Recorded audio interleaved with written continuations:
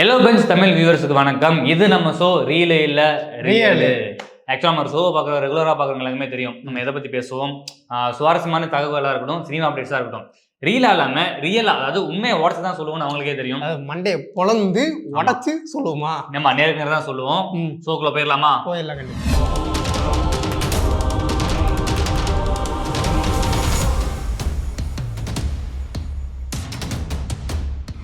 First news என்ன? First news வந்து Indian 3யோட update. Indian 3யா? Indian 2வே பார்த்தேன், அதனால பார்க்க முடிஞ்சிச்சு. இந்தியன் 3 எப்படி இருக்குன்னு தெரியல, எப்படி இருக்கும் அப்டேட் என்னன்னு பார்த்தீங்கன்னா, இந்தியன் 3 வந்து தியேட்டருக்கு ரிலீஸ் பண்ண போறது கிடையாதுன்னு சங்கர் சொல்லியிருக்காரு. ஏன் அதை முடிவு எடுத்தாங்க? அது ஏன் என்னன்னா எனக்கு தெரியல. ப்ரொடக்ஷன் சரி எதுவும் பிரச்சனையா அதெல்லாம் என்னன்னு தெரியல. ஆனால் இந்த படம் என்ன சொல்லியிருக்காங்கன்னா ஓடிடியில் ரிலீஸ் பண்ண போறாங்க. 2025ஓட ஆரம்பத்திலே இந்த படம் ரிலீஸ் பண்ணுவாங்க. அதாவது நெட்ஃபிளிக்ஸில் இந்த படம் ரிலீஸ் பண்ண போறாங்க சொல்லியிருக்காரு. ஒருவேளை வந்து இந்தியன் 2 வந்து கொஞ்சம் ஃபிளாப் ஆனதுனால சங்கர் வந்து இந்த முடிவு எடுத்துட்டாரோ? அது என்னன்னு தெரியல. படம் வந்த அப்புறம் பார்த்துக்கலாம். ஏன்னா இந்த டைட்டிலே நீ பார்த்தீங்கன்னா இந்தியன் 3 த வார் மூட் அப்படின்னு சொல்லி இருக்கு. இது அஃபீஷியலா அன்அஃபீஷியலான்னு தெரியல.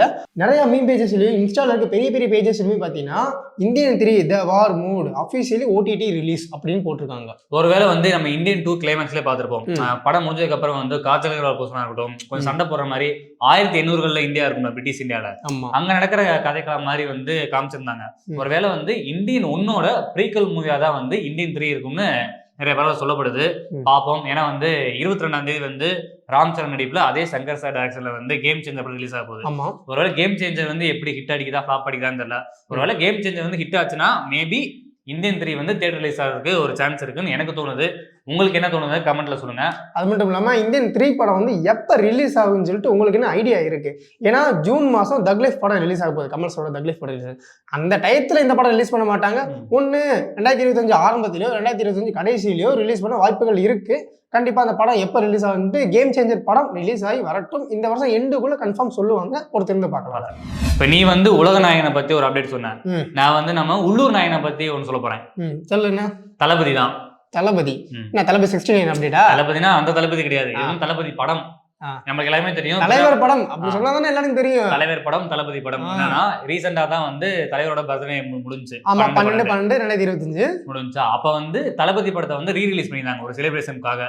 ஆமா, பாத்துருந்தோமா? அப்ப படம் ரிலீஸ் ஆகி ஒரு 6 நாள் ஆயிருக்கும் ரீ ரிலீஸ் பண்ணி. ஆமா, 6 நாள் ஆச்சு. 12ஆம் தேதி ரிலீஸ், 19ஆம் தேதி 6 நாள். இதுல என்ன சாதனை படைச்சிருக்குன்னா, இந்த ரீ ரிலீஸ் படத்துல வந்து 9 கோடிக்கு மேல வந்து வசூல் சாதனை படைச்சிருக்கு. அதாவது 9 கோடிக்கு வசூல் சாதனை படைச்சிருக்கு இந்த ரிலீஸ் பண்ண படங்கள். இப்ப என்னன்னா தளபதி படம் ஃபர்ஸ்ட் ரிலீஸ் ஆயிருக்கும்ல 90ஸ்ல. அப்பவே வந்து அதோட வசூல் வந்து ஒரு லேக்ஸ் கணக்குல தான் இருக்கும். ஆனா இப்ப வந்து வெறும் 6 நாள்ல ரீ ரிலீஸ்லயே 9 கோடிக்கு மேல வசூலிச்சது வந்து ஒரு சாதனையா வந்து பாக்குறாங்க. அது மட்டும் இன்னும் ஓடிட்டு இருக்கு. இன்னும் எத்தனை நாள் ஓடுன்னு தெரியல. மேபி இன்னும் 10 கோடி கூட தாண்டலாம் வசூல்.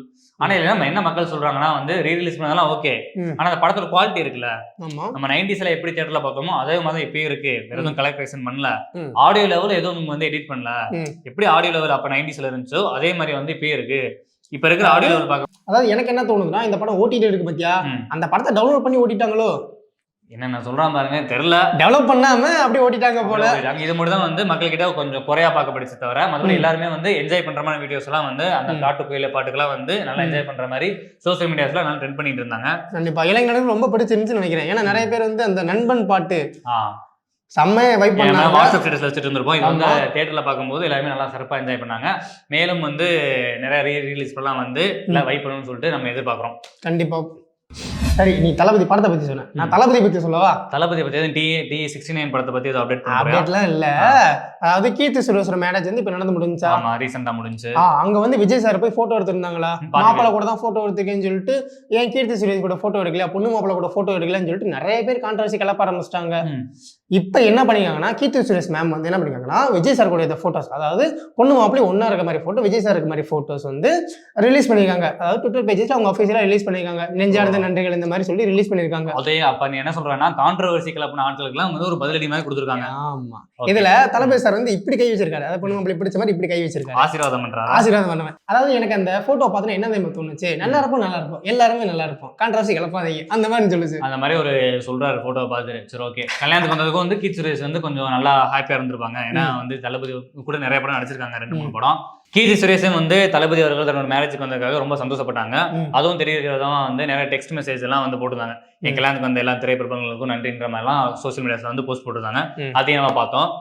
அதாவது நம்ம இன்னொன்று யோசிக்கணும், ஒரு சின்ன போட்டோ வந்த உடனே அதை வச்சு நம்ம கான்ட்ரவர்சியில கிளப்பாம ஒரு விதத்துல இப்படி யோசிச்சு பாருங்களே, போட்டோஸ் எல்லாமே எடுத்திருப்பாங்க, போட்டோகிராஃபர் கொண்டு வந்திருப்பாரு, அதெல்லாம் எடிட் பண்றதே கொஞ்சம் நாளா இருக்குமா?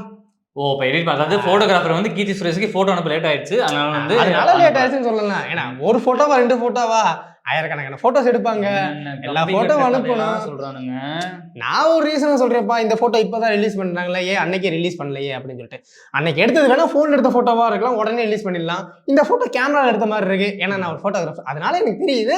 அது மாதிரி மற்றவங்களும் பார்த்தாலும் தெரிஞ்சுப்பாங்க. ஏன்னா பேசிக்கா ஒரு கேமராமேனுக்கு ஒரு ஐடியா இருக்கும், இது போன் எடுத்த போட்டோவா, இது கேமரா எடுத்த போட்டோவான்னு சொல்லிட்டு பேசிக்காவே தெரியும். நீ நல்லா விதக்காரனா? சரி, மாடல் நியூஸ் போயிடலாம். சரி ஹரி, நீ எவ்வளவோ பேய் படங்கள் பார்த்துப்பா தமிழ் சினிமால, நீ பார்த்து பயங்கரமா பயந்த பேய் படம்னா எதுன்னு சொல்லுவ? பயந்த பேய் படம்னா நான் சின்ன வயசுல பயந்ததுன்னா அருந்ததி பார்த்து பயந்துருக்கேன். நானும் தான். அப்புறம் காஞ்சனா 1 இந்த முனி இந்த மாதிரி படங்கள்லாம் பார்த்து பயந்துருக்கேன். ஆக்சுவலா எல்லாருக்குமே ஃபேமஸானது தெரியும், தமிழ் சினிமா பேய் படங்கள் வந்து இந்த காஞ்சனா சீரிஸ் இருக்குல்ல, இது ஒரு ஃபேமஸான ஒரு சீரிஸ். இது வரைக்கும் வந்து 3 காஞ்சனா பார்ட் 3 வந்து படங்கள் வந்து ரிலீஸ் ஆயிருக்கு. இப்போ வந்து பார்ட் 4 வந்து ரிலீஸ் ஆக போகுது. ஆமா, லாரன்ஸ் கூட சொல்லிருக்காரு, நான் 10 படம் எடுக்க போறேன், காஞ்சனா 10 வரைக்கும் எடுக்க போறேன்னு சொல்லியிருந்தாரு. இப்போ வந்து பார்ட் 4 ரிலீஸ் ஆக போகுது. இந்த பார்ட் 4ல வந்து ஆக்சுவலா வந்து ராகவா லாரன்ஸோட படங்கள் வந்து ஹீரோயின்ஸ் வந்து கொஞ்சம் பெரிய இம்பார்ட்டன்ட் இருக்கும். ஆமா, அழகா ஒரு டான்ஸும் இம்பார்ட்டன்ட்டா இருக்கும். பாத்துறோம். வந்து யார் தெரியுமா ஹீரோயினா வச்சிருக்காங்க? யாரு?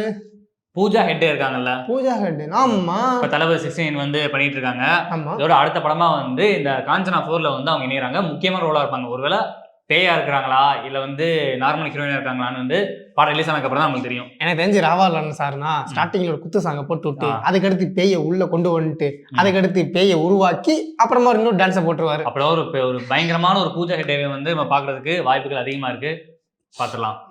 படத்தை வந்து கார்த்தி இருக்காருல்ல, சூர்யாவோட தம்பி கார்த்திக், அவரோட நியூ படத்தோட அப்டேட் வந்திருக்கு. என்ன படம் தெரியுமா? கார்த்தி 29 ஹேஷ்டேக்னு வச்சிருக்காங்க. இதுல என்னன்னா வந்து இந்த படம் வந்து ஹை பட்ஜெட்ல வந்து உருவாக்கப்படுது. ஹை பட்ஜெட் 500 கோடி வருமா? அதுல என்ன பட்ஜெட் சொல்லுவாங்க, இனிமேதான் சொல்லுவாங்க.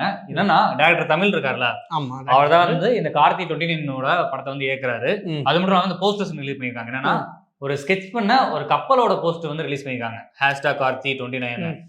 இன்னொன்னு என்ன சொல்றாங்கன்னா இந்த படம் வந்து ஒரு பீரியாடிக் ஃபிலிமா இருக்கிறதுக்கு சான்சஸ் அதிகமா இருக்குன்றாங்க. பீரியாடிக் ஃபிலிம் எனக்கு தெரிஞ்சு எப்படின்னா நேவில ஒரு பெரிய ஆபீசரா இருப்பாரோ, நேவில இருக்காங்க. அதே மாதிரி பிரிட்டிஷ் காலகட்டங்கள் இருக்குல்ல, அந்த டைத்துல கதைக்கலாமாவும் தெரியல. ஏன்னா கப்பல்லாம் பார்க்கும்போது கொஞ்சம் அந்த மாதிரி தான் தெரியுது. மேபி வந்து பீரியாடிக் ஃபிலிம் தான் ரிலீஸ் ஆகுது. அப்ப எனக்கு நீ சொல்றத பார்த்தா எனக்கு தெரிஞ்சு ஒரு டாக்குமெண்டரி ஃபிலிமா தான் இருக்கும்னு எனக்கு தோணுது. ஏன்னா கார்த்தி சார் நமக்கே தெரியும், அவர் செலக்ட் பண்ற படங்கள் எந்த மாதிரி இருக்கும். அவர் எனக்கு தெரிஞ்சு இந்த ரொம்ப ஃபிளாப் ஆகிற மாதிரி படங்கள்லாம் அவ்வளவா பண்ண மாட்டாரு. ஆனா ரீசெண்டா அவருக்கு 1-2 படம் ஃபிளாப் ஆகுது. இந்த படம் அவருக்கு ஒரு பெருசா வெற்றி அடைதான் பொறுத்துன்னு தான் பார்க்கணும். படம் ரிலீஸ் ஆகட்டும், கண்டிப்பா பார்க்கலாம்.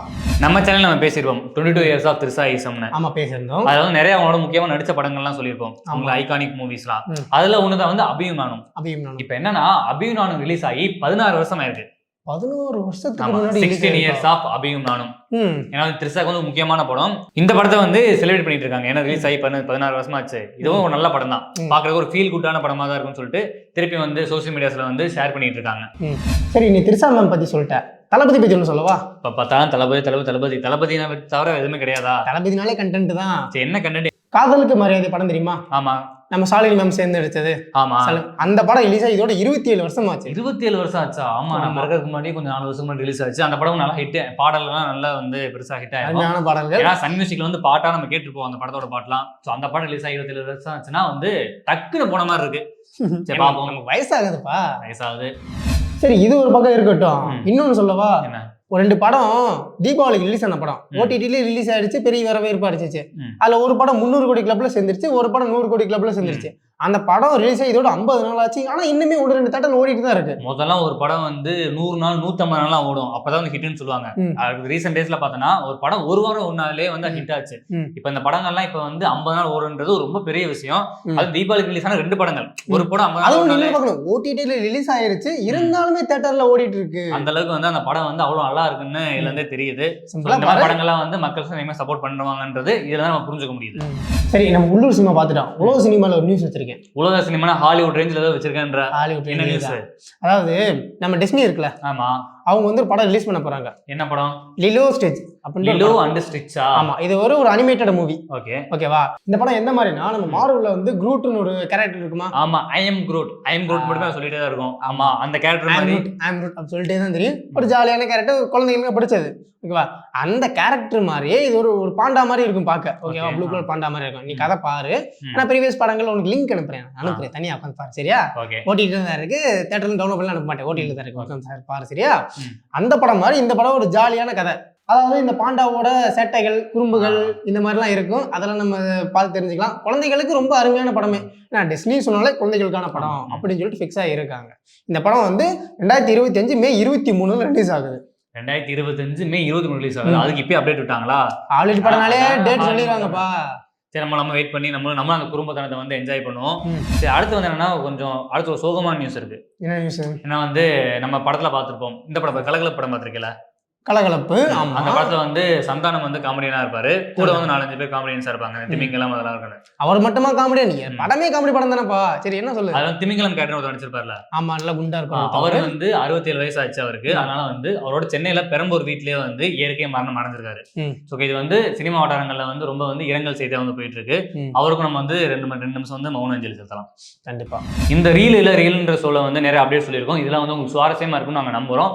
உங்களுக்கு ஏதாச்சும் கருத்துக்கள்லாம் இருந்துச்சுன்னா கமெண்ட்ல பதிவு பண்ணுங்க. இந்த வீடியோ உங்க ஃப்ரெண்ட்ஸ் அண்ட் ஃபேமிலிஸ்க்கு வந்து ஷேர் பண்ண மறந்துடாதீங்க. குறிப்பா பெல் ஐக்கானை கிளிக் பண்ண மறந்துடாதீங்க.